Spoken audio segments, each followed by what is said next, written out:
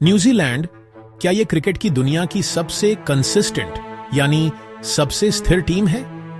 ये सवाल जितना आसान लगता है, इसका जवाब उतना ही गहरा है। एक ऐसा देश जिसकी आबादी दिल्ली के एक छोटे से हिस्से जितनी होगी, वो क्रिकेट के हर बड़े मंच पर दिग्गजों को टक्कर कैसे देता है? ये कहानी सिर्फ हार जीत की नहीं, बल्कि एक ऐसी मानसिकता की है जो नतीजों से कहीं ज्यादा प्रक्रिया पर यकीन करती है। चलिए आज इसी पहेली को सुलझाते हैं और जानते हैं कि क्यों ब्लैक कैप्स को दुनिया की सबसे भरोसेमंद टीमों में से एक माना जाता है। जब हम न्यूजीलैंड क्रिकेट के बारे में सोचते हैं तो दिमाग में क्या आता है? शायद शानदार फील्डिंग, अटूट अनुशासन और एक ऐसी टीम जो हमेशा एकजुट दिखती है। ये पहचान एक दिन में नहीं बनी, इसकी जड़ें उस संस्कृति में हैं जिसे छोटे देश की मानसिकता कहा जा सकता है। जब आपके पास भारत, ऑस्ट्रेलिया या इंग्लैंड जितने संसाधन और खिलाड़ी न हों, तो आप हर छोटी चीज को परफेक्शन के साथ करने की कोशिश करते हैं। आप मौकों को बर्बाद नहीं करते, आप आधी अधूरी कोशिश नहीं करते। आप स्मार्ट खेलते हैं, आप मिलकर खेलते हैं। इस सोच की नींव रखी गई थी 90 और 2000 के दशक में स्टीफन फ्लेमिंग की कप्तानी में। फ्लेमिंग एक चतुर और शांत कप्तान थे जिन्होंने टीम में डेटा और विश्लेषण के महत्व को स्थापित किया। उन्होंने समझा कि अगर हम ताकत में दूसरों से कम हैं, तो हमें दिमाग से आगे निकलना होगा। इसी दौर में न्यूजीलैंड ने अपनी फील्डिंग को एक हथियार बनाया। रन बचाना, रन आउट करना और नामुमकिन कैच पकड़ना, ये सब टीम के डीएनए का हिस्सा बन गया। ये वो दौर था जब टीम ने बड़े टूर्नामेंट्स में चुपचाप नॉकआउट तक पहुंचना शुरू कर दिया था, दुनिया को ये दिखाते हुए कि उन्हें हल्के में नहीं लिया जा सकता। फिर आया 2015 का वर्ल्ड कप और ब्रेंडन मैकुलम का दौर। मैकुलम ने फ्लेमिंग की शांत रणनीति को आक्रामकता की आग से मिला दिया। उनका मंत्र साफ था, डरो मत, पहली गेंद से हमला करो। इस टीम ने क्रिकेट खेलने का अंदाज ही बदल दिया। मैकुलम की कप्तानी में न्यूजीलैंड ने एक तूफानी सफर तय किया। हर मैच को एक तरफा बनाते हुए वो फाइनल तक पहुंचे। वो कप तो नहीं जीत पाए, लेकिन उन्होंने दुनिया भर के क्रिकेट फैंस का दिल जीत लिया। उन्होंने साबित किया कि सकारात्मक और निडर क्रिकेट खेलकर भी सफलता हासिल की जा सकती है। ये सिर्फ एक टूर्नामेंट नहीं था, ये एक क्रांति थी जिसने न्यूजीलैंड क्रिकेट की पहचान हमेशा के लिए बदल दी। और अगर 2015 दिल जीतने वाला था, तो 2019 दिल तोड़ने वाला था। लॉर्ड्स का वो फाइनल इतिहास का शायद सबसे अविश्वसनीय और नाटकीय मैच। स्कोर टाई हुआ, सुपर ओवर टाई हुआ और फिर बाउंड्री काउंट नियम। एक ऐसा नियम जिसके बारे में शायद ही किसी ने सोचा होगा कि वो वर्ल्ड कप का फैसला करेगा। उस दिन ट्रॉफी इंग्लैंड ने उठाई, लेकिन दुनिया की सहानुभूति न्यूजीलैंड के साथ थी। हार के उस पल में भी केन विलियमसन और उनकी टीम ने जिस गरिमा और खेल भावना का परिचय दिया, वो अद्भुत था। कोई गुस्सा नहीं, कोई शिकायत नहीं, बस हार की स्वीकृति और विजेता के लिए सम्मान। उस दिन न्यूजीलैंड ने कप से भी बड़ी चीज जीती, पूरी दुनिया का सम्मान। उन्होंने दिखाया कि आप हारकर भी कैसे विजेता बन सकते हैं। ये पल उनकी मानसिक मजबूती और चरित्र का सबसे बड़ा सबूत था। 2 साल बाद 2021 में किस्मत ने अपना कर्ज चुकाया। साउथहैम्पटन के मैदान पर बारिश और मुश्किल हालातों के बीच न्यूजीलैंड ने दुनिया की सबसे ताकतवर टीम भारत को हराकर पहली वर्ल्ड टेस्ट चैंपियनशिप जीती। ये जीत सिर्फ एक फाइनल की जीत नहीं थी, ये 2 साल की लगातार मेहनत, धैर्य और बेहतरीन प्लानिंग का नतीजा थी। ये उस टीम की जीत थी जो टेस्ट क्रिकेट के हर पहलू को समझती है। ये जीत थी क्लास और धैर्य की। ये उस टीम के लिए एक इनाम था जिसने बार बार दिल टूटने के बाद भी हार नहीं मानी थी। वर्ल्ड टेस्ट चैंपियन, ये खिताब उनकी कंसिस्टेंसी पर मुहर लगाता था। न्यूजीलैंड की इस सफलता का एक बड़ा स्तंभ है उनकी सीम बॉलिंग की गहराई। ट्रेंट बोल्ट और टिम साउथी की जोड़ी दशकों से बल्लेबाजों के लिए एक बुरा सपना रही है। बोल्ट की अंदर आती गेंद और साउथी की बाहर जाती गेंद का कॉम्बिनेशन किसी भी बैटिंग लाइनअप को ध्वस्त कर सकता है।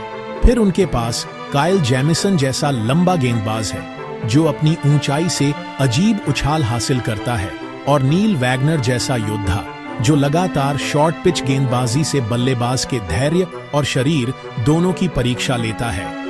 ये सिर्फ 4 गेंदबाज नहीं हैं, ये 4 अलग अलग तरह की चुनौतियां हैं और न्यूजीलैंड की स्विंग फ्रेंडली घरेलू परिस्थितियां उन्हें इस कला में और भी माहिर बनाती हैं। जहां गेंदबाजी आग है, वहीं बल्लेबाजी एक चट्टान की तरह है और इस चट्टान का केंद्र है केन विलियमसन। विलियमसन सिर्फ एक बल्लेबाज नहीं, वो एक कलाकार हैं जो दबाव को सोख लेते हैं और पारी को अपनी गति से चलाते हैं। उनकी बल्लेबाजी में एक शांति है, एक ठहराव है जो टीम को स्थिरता देता है।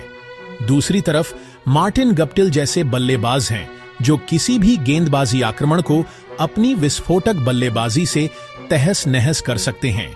और इनके साथ टॉम लैथम और हेनरी निकोल्स जैसे एंकर खिलाड़ी हैं जो चुपचाप अपना काम करते हैं और पारी को संभाले रखते हैं। इस टीम की खासियत है भूमिका की स्पष्टता। हर खिलाड़ी को पता है कि उसका काम क्या है और वो उसे पूरी ईमानदारी से निभाता है और इन सब को एक साथ पिरोता है उनका लीडरशिप डीएनए। फ्लेमिंग की बुद्धिमानी, मैकुलम की आक्रामकता और विलियमसन की शांति, ये तीनों गुण मिलकर न्यूजीलैंड के नेतृत्व की कहानी कहते हैं। यहां कप्तान सिर्फ मैदान पर फैसले नहीं लेता, वो टीम की संस्कृति को परिभाषित करता है। टीम फर्स्ट का रवैया, विनम्रता और प्रक्रिया पर भरोसा, ये सब ऊपर से ही आता है। कोच और सपोर्ट स्टाफ भी इसी फिलॉसफी पर काम करते हैं। डेटा का इस्तेमाल खिलाड़ियों पर दबाव बनाने के लिए नहीं, बल्कि उन्हें बेहतर बनाने के लिए किया जाता है। यहां अहंकार के लिए कोई जगह नहीं है, सिर्फ टीम के लक्ष्य के लिए समर्पण है।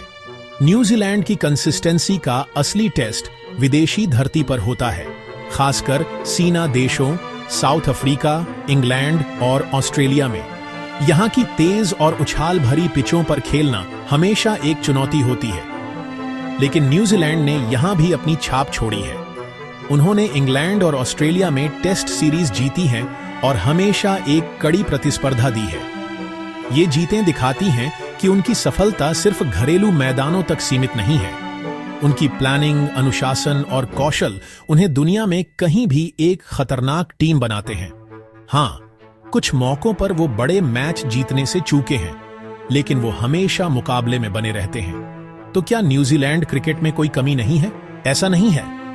आलोचक अक्सर उनकी खाली ट्रॉफी कैबिनेट की ओर इशारा करते हैं। 2007 के बाद से लगभग हर वर्ल्ड कप के नॉकआउट में पहुंचना एक बड़ी उपलब्धि है, लेकिन बार बार फाइनल या सेमीफाइनल में आकर हार जाना एक पैटर्न भी बन गया है। कुछ लोग कहते हैं कि उनमें वो किलर इंस्टिंक्ट या कातिलाना अंदाज की कमी है जो बड़े मैचों को जीतने के लिए चाहिए।